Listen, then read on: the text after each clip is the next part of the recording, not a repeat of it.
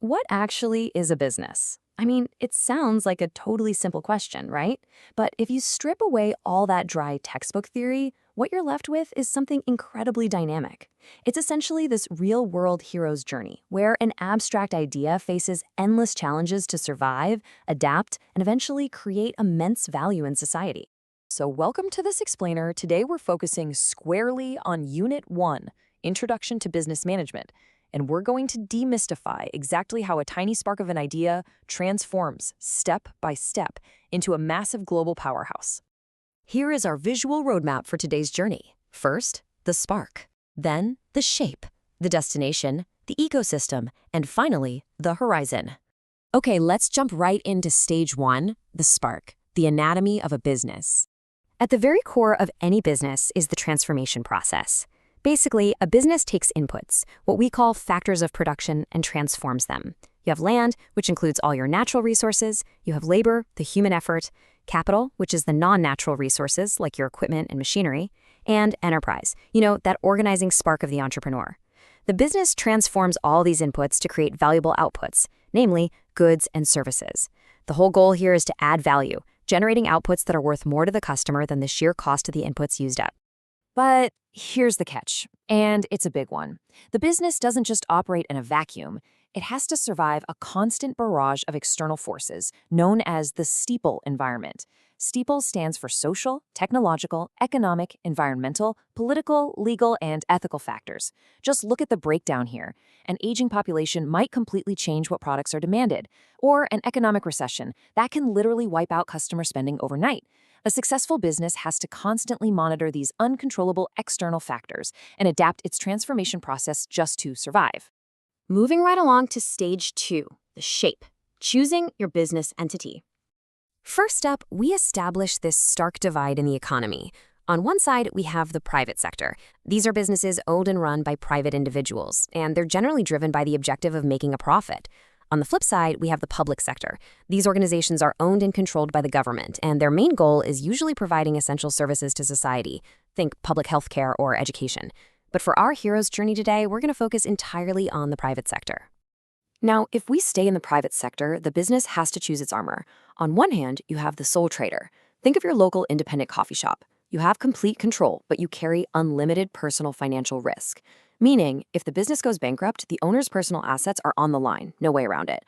On the other hand, you have limited liability companies. These are owned by shareholders. The setup is way more complex, but it offers a massive protective shield, limited liability. The owner's personal assets are actually protected if the company fails. All right, on to stage 3, the destination, objectives and social responsibility. You might immediately think the only destination for a business is just profit. But as the legendary management theorist Peter Drucker stated, there is only one valid purpose for a business: to create a customer. Profit is a common objective, absolutely, but a business only survives if its destination involves creating something of value that satisfies a customer's needs in a mutually beneficial exchange. So the really crucial point here is that modern success requires way more than just making money. It requires corporate social responsibility, or CSR. This is when a business accepts obligations to society over and above its basic legal requirements. It's all about reaching our destination ethically. Whether that's choosing sustainable materials or ensuring fair trade in the supply chain, modern consumers and employees absolutely demand that businesses do the right thing, balancing their profit with societal impact. Let's move into stage 4. The ecosystem, navigating the stakeholder web. Let's visualize the diverse slices of the stakeholder pie. Stakeholders are basically any groups or individuals who have an interest in the business. We have internal stakeholders like the employees and managers who run the daily operations and the shareholders who own it. But we also have absolutely crucial external stakeholders, the customers actually buying the products, and the local community impacted by the business's physical presence. And honestly, managing this ecosystem is incredibly difficult because these stakeholders are in a two-way relationship with the business.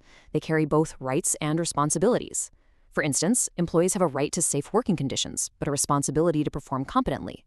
Shareholders have a right to a share of the profits, but the responsibility to invest capital.